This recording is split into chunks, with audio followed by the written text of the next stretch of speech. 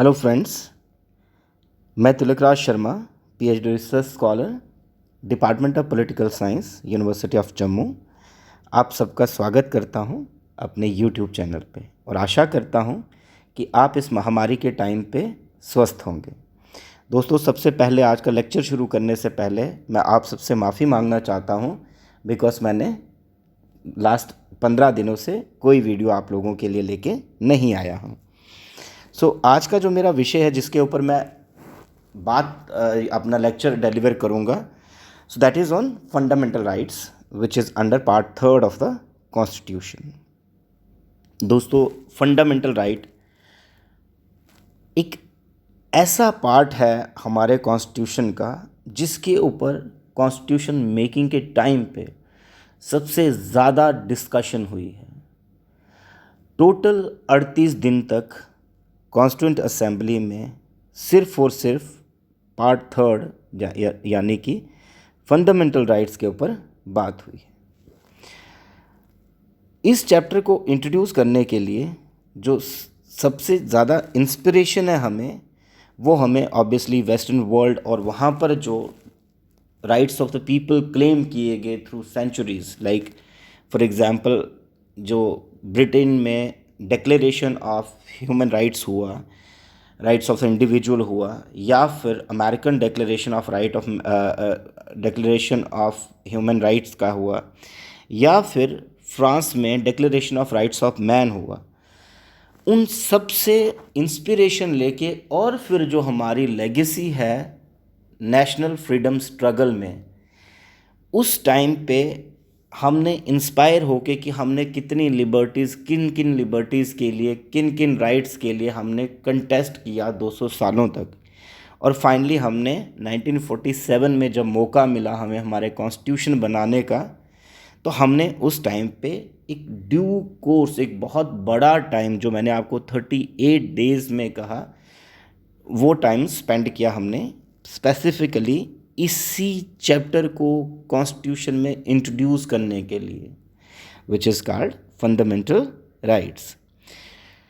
होता क्या है दोस्तों, 9 दिसंबर 1946 को फर्स्ट मीटिंग कॉन्स्टिट्यूंट असेंबली की होती है और उस कॉन्स्टिट्यूंट असेंबली में जब ऑब्जेक्टिव रेजोल्यूशन पेश होते हैं, ऑब्जेक्टिव रेजोल्यूशन नेहरू ने, ऑब्वियसली जो आप सबको पता है, वो जब पेश किए उन्होंने, नेहरू जी ने, तो उसके बाद सरदार वल्लभ भाई पटेल, जैसे मैंने ये अपना पीछे इनका फ़ोटो भी लगा के रखा हुआ है, सरदार वल्लभ भाई पटेल के अंडर एक advisory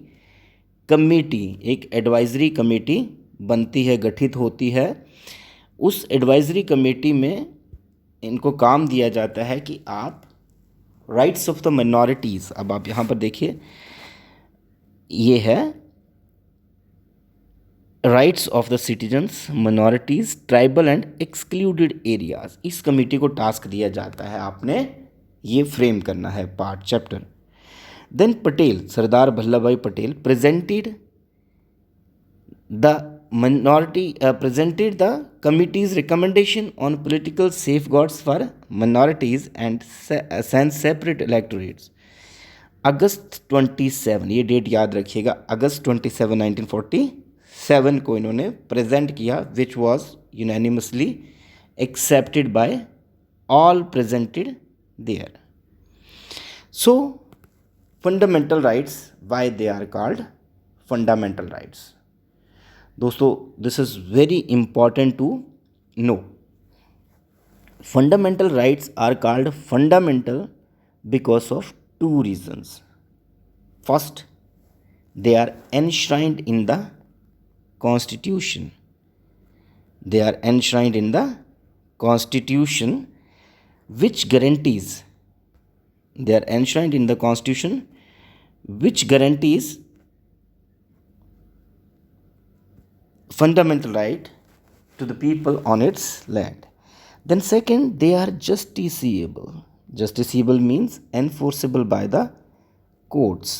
In case of violation, a person can approach to the court of law. Then, list of fundamental rights. Originally, there were 7 fundamental rights, but at present, there are only 6 fundamental rights. Which are these 6 fundamental rights? Number 1 is right to equality, right to freedom, right against exploitation, right to freedom of religion, cultural and educational right, and right to constitutional remedies under Article 32. So friends, from Article 12 to Article 35, Part 3 specifically deals with fundamental rights, which are the basic human rights enshrined in the Constitution of India's and guarantees to all the people, whether citizens, foreigners, or the aliens on the land of India, with specific and certain conditions. So, right to property. I said and I used that there were 7 fundamental rights. Right to property. Right to property was deleted because of various reasons that and deleted by 44th Constitutional Amendment Act, which was when it happened 1978 by Janta government. So this was why this happened, why this was deleted, because अब आप देखिए right to property जो fundamental right का basic feature है, जो basic character है, वो क्या है? नेगेटिव है. नेगेटिव क्या है? नेगेटिव से क्या मतलब हुआ कि ये क्या करते हैं फंडामेंटल राइट्स, स्टेट की जो अथॉरिटी है, जो स्टेट की अथॉरिटी है, जिनको एब्सोल्यूट कहा गया, उस एब्सोल्यूट अथॉरिटी को चेक करती है, कर्टेल करती है, उसको रोकती है कि आप ऐसा कोई भी लॉ नहीं बना सकते जो इनकंसिस्टेंट ना हो फंडामेंटल राइट्स के, मतलब जो वायलेट ना करता हो. So this means that fundamental rights जो हैं ये एब्सोल्यूट तो नहीं है, लेकिन what we can say this कि फंडामेंटल राइट्स स्टेट की अथॉरिटी को लिमिट करते हैं, चेक रखते हैं इनके ऊपर. अब राइट टू प्रॉपर्टी यहाँ पर देख लीजिए. राइट टू प्रॉपर्टी जब फंडामेंटल राइट बना तो क्योंकि अब जब देश हमारा आज़ाद हुआ तो almost 80% people were landless people. अब redistribution of property, redistribution of land और लैंड रिफॉर्म्स आपने करने हैं. दूसरी तरफ राइट टू प्रॉपर्टी आपका फंडामेंटल राइट है. तो इस केस में जब right to property fundamental right है तो state can not introduce such norms, हालांकि विद सर्टेन एक्सेप्शंस वहाँ पर हैं, बिकॉज जो फर्स्ट अमेंडमेंट है उसको हम बाद में डिस्कस करेंगे यहाँ पर. लेकिन अब जो when this was proven as a hindrance upon the to achieve the goal of a welfare state or the socialism and the distribution of the property, so right to property was deleted by 44th Constitutional Amendment Act 1978, and it made a simple legal right. All right, so fundamental rights. Now what are the basic features of fundamental rights? अब देखिए fundamental right जो हैं ये ordinary legal right से different हैं. अब ordinary legal right से कैसे डिफरेंट है? क्योंकि कोई भी आपका जब लीगल राइट वायलेट होता है तो हमें एक ड्यू प्रोसेस से उसको अचीव करना होता है, उसके कोर्ट में अप्रोच करना होता है. अब ड्यू प्रोसेस क्या है? First you have to go to your munsif court, your lower court, district court. Then you have to approach to High Court and then apply your right to appeal to the apex court. But in case of fundamental right under Article 32 and 226 gives you the power to approach directly to the High Court and the apex court, Supreme Court. Okay, so it means it gave you the authority, it gave you the power and the position so that you can directly approach and surpass the lower courts. So अब दूसरा देखिए, some of the fundamental rights are available to the citizens. Some of the fundamental rights are available to the citizens and while rest are the to all the persons. अब कुछ rights हमारे, जैसे for example आपका article 16 आ गया, आपका article 17 आ गया, then article 19 आ गया. ये क्या है? आपको सिर्फ आपके सिटीजन्स के लिए हैं. या फिर आर्टिकल 29 और 30 आ गया, ये सिर्फ सिटीजन्स के लिए हैं. तीसरा इसका आ गया that fundamental right are not absolute. Fundamental right की जब हम बात करते हैं, सो कई बार हम देखते हैं कि they can be absolute but they are not, because reasonable restrictions are there. जो हमारे मेकर्स ऑफ द कॉन्स्टिट्यूशन हैं, they were aware about the positions कि हम इंडियंस किस हद तक जा सकते हैं। So they are subject to certain conditions, because when we are talking about the state's security, when we are talking about the public chaos, when we are talking about the condition of emergency, decency and the friendly relations with the foreign countries, fundamental rights can be curtailed. So ये conditions को आपने याद रखना है कि किस किस time पे आपके फंडामेंटल राइट आपको अवेलेबल नहीं होंगे। Then they are justiciable. Justiciable क्या हुआ कि implying that they are enforceable by the court. Justiciable मतलब enforceable by the court, because people can approach to apex court, supreme court directly in case of violation of fundamental rights. Then fundamental rights can be amended by the parliament by a constitutional amendment. अब क्या है, ये कैसे amend होंगे, कौन करेगा इनको, सबसे पहले पार्लियामेंट। देन कौन सी अमेंडमेंट होगी, constitutional amendment, but only if the amendment does not alter the basic structure of the constitution, जो किसमें दी गई थी, केशवनंदा भारती केस 1973 रादर।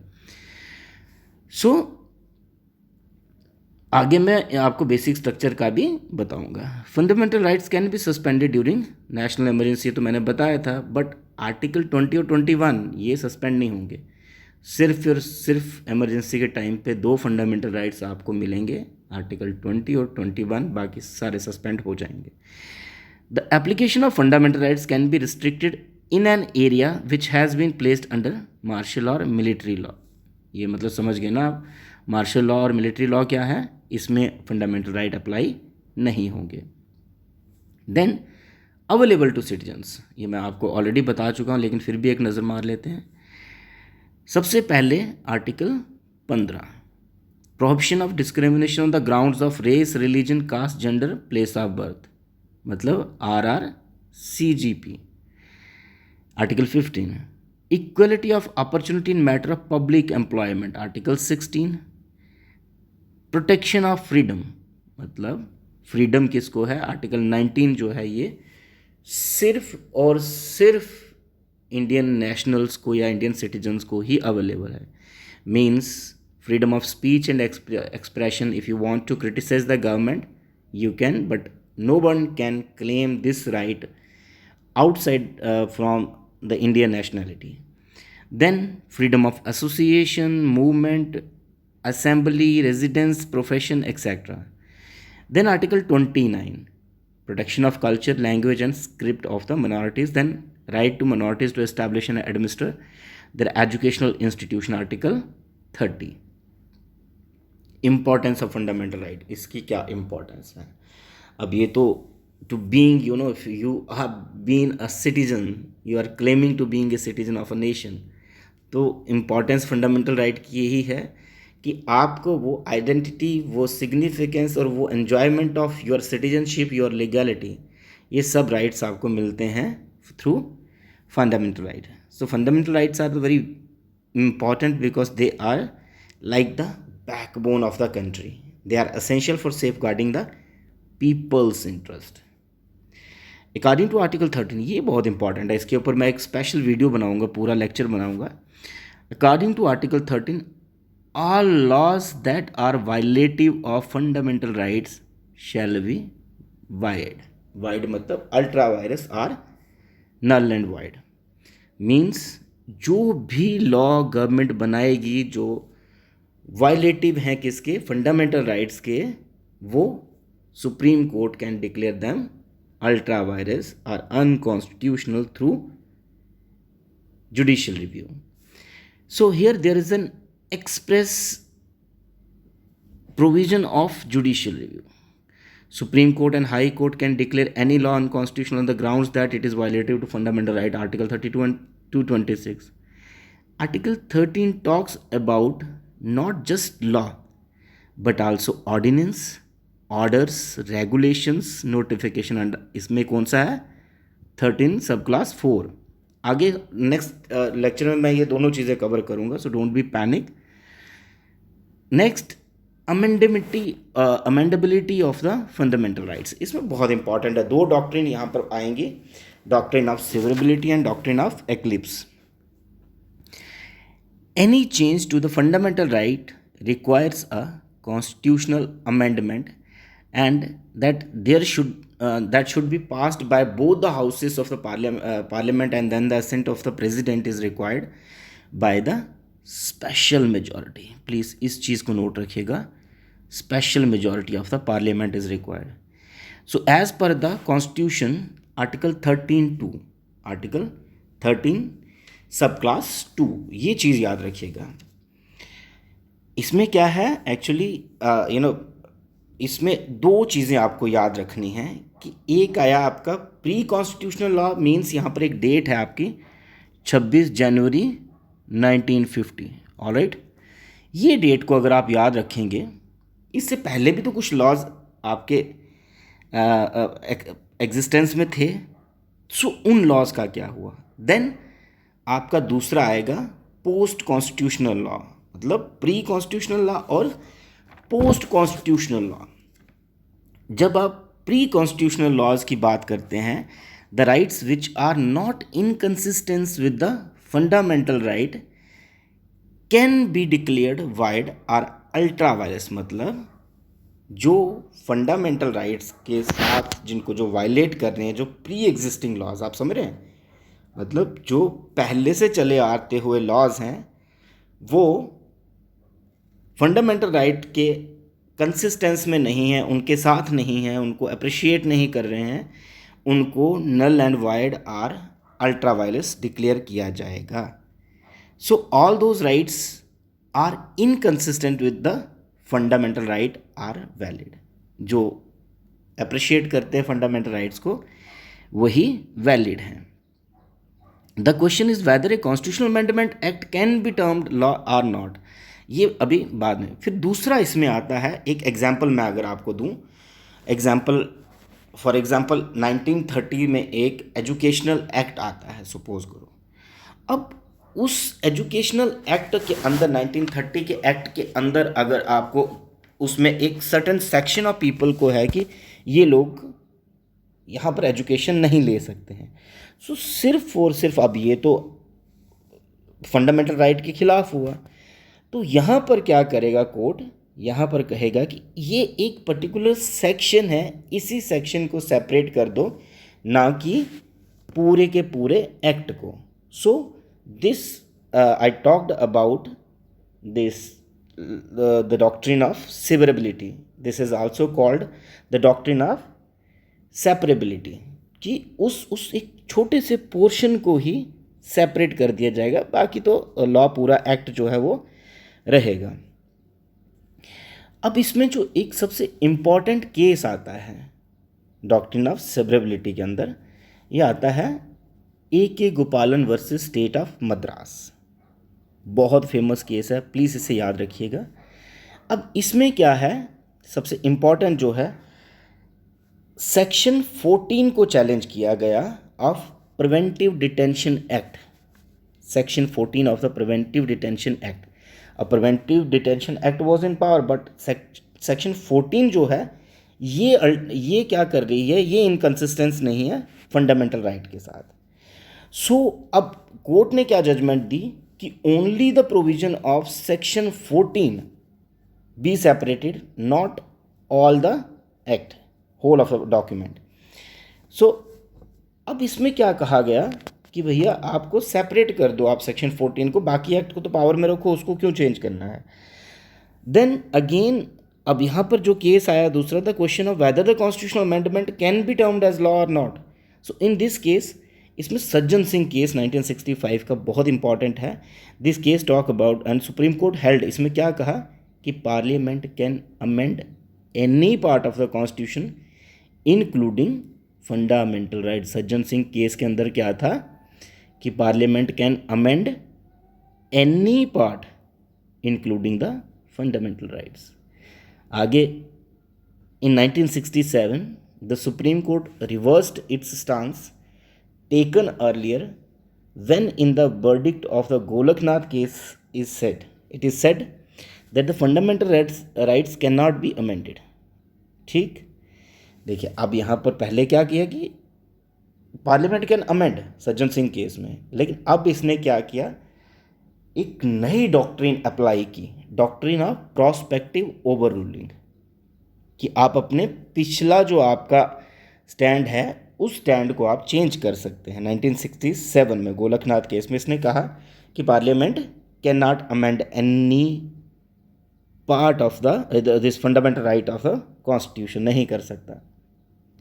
1973 में फिर से केशवनंदा भारती केस जब आया, उसमें एक लैंडमार्क जजमेंट सुप्रीम कोर्ट ने दी, जिसमें क्या कहा गया कि parliament can amend any of the part of the constitution including the fundamental right। सो फिर से चेंज किया गया, बट नाउ सुप्रीम कोर्ट ने एक नया स्ट्रक्चर दिया। वो स्ट्रक्चर क्या है, बेसिक स्ट्रक्चर जिसको कहते हैं। Basic structure can not be altered by the parliament. Alright, so basic structure किस केस में दिया गया, 1973 केशवनंदा भारती केस में। Alright, then this is the basis of the Indian law in which the judiciary can strike down any amendment passed by the parliament that is in conflict with the basic structure of the constitution। अब मतलब अब का जो present stand क्या है कि अगर basic structure के साथ खिलवाड़ हो रहा है तो सुप्रीम कोर्ट क्या करेगा, हाई कोर्ट क्या करेगा, किसी भी अमेंडमेंट को साइड कर सकता है और उसको अल्ट्रा वायरस या नल एंड वाइड डिक्लेयर कर सकता है। So Supreme Court again in 1981 reiterated the basic structure doctrine. It also drew a line of demarcation as April 24th, 1973, that is the date of Keshavananda Bharati case judgment, and held that it should not be applied retrospectively। देखिए अब ये वाला बहुत important question है कि अगर कोई भी ऑर्डर जुडिशरी या गवर्नमेंट का या एग्जीक्यूटिव का आता है तो वो प्रॉस्पेक्टिव होता है, वो फ्यूचर के लिए होता है, रेट्रोस्पेक्टिव नहीं होता। तो यहाँ पर इसने कहा कि it should reopen the validity of an amendment to the constitution which took place prior to the date. Please इस चीज़ को नोट रखिएगा। नाउ डॉक्ट्रिन ऑफ सेवरेबिलिटी, ये मैंने ऑलरेडी बात की है, यहाँ पर मैंने इसीलिए इसको मैंने रखा है ताकि आपको और ज़्यादा क्लियर हो जाए। अब doctrine of severability, as I already told you, this is also called the doctrine of separability, है ना, कि अलग किया जाता है। This doctrine that protect the fundamental right enshrined in the constitution called सेपरेबिलिटी।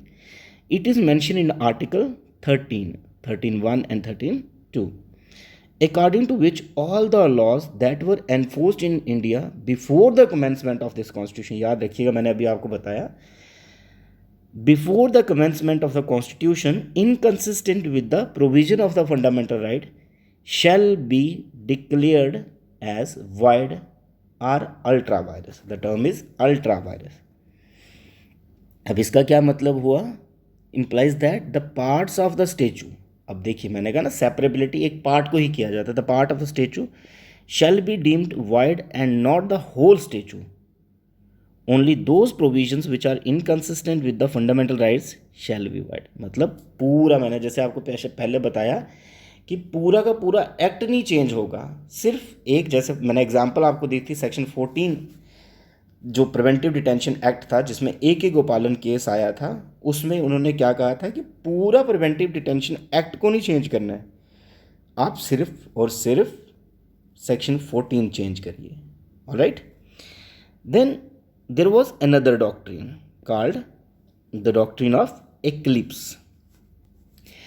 This doctrine states that any law that violates fundamental rights is null and void ab initio। अब यहाँ पर समझिए word ab initio, but is only non-enforceable, that is it is not dead or inactive।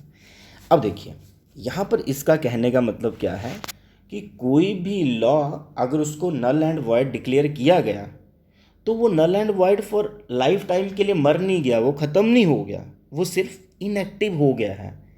मतलब there are chances that it can reactivate and it can activate itself even in future. Alright, so this implies that whenever that a fundamental right which was violated by the law is struck down, the law becomes active again. So is revived. समझ आया? अब इसमें जो सबसे important cases है, इसका case कौन सा है?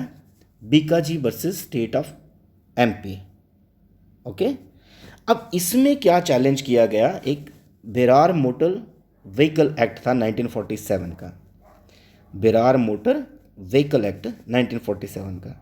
अब इसमें चैलेंज क्या किया था कि certain sections empower the state to take over entire motor transport business. मतलब कि 47 के एक्ट के अंदर स्टेट को ये पावर थी, उसकी जो सेक्शंस डील करती थी वो स्टेट को इतनी पावर देती कि जितना भी बिजनेस है आपका इसका ट्रांसपोर्ट का, स्टेट कभी भी अपने कंट्रोल में ले सकती थी. ऑलराइट. तो यहाँ पर उन्होंने क्या कहा, इस एक्ट को नल एंड वाइड, इसकी उन सेक्शंस को नल एंड वाइड डिक्लेयर किया, लेकिन साथ में डॉक्ट्रिन ऑफ इक्लिप्स भी लगाई. उन्होंने कहा कि ऐसा नहीं है कि हम इसको लाइफ टाइम के लिए ख़त्म कर रहे हैं, हम इसको it can become active again. So means inactive हो रहा है for temporary phase. Alright, word याद रखिएगा, टेम्पररी.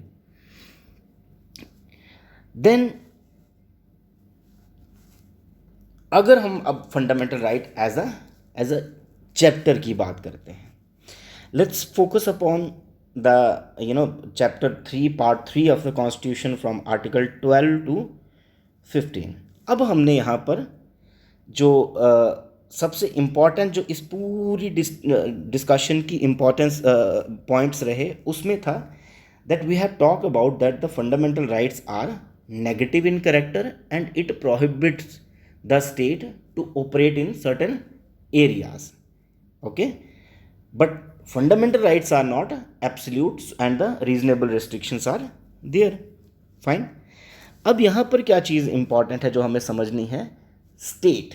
अब स्टेट को क्या है, आर्टिकल 12 जो है वो स्टेट को डिफाइन करता है in respect to fundamental rights. मतलब कौन कौन से इंस्टीट्यूशन हैं जो स्टेट के इंस्टीट्यूशन है, पब्लिक इंस्टीट्यूशन है, जहाँ पर आपके फंडामेंटल राइट्स की वायलेशन होती है, तो you can directly approach to supreme court under article 32 and high court under article 226, which we will be discussing in our next class. So I thank you all. Please share and subscribe my YouTube channel. Regards.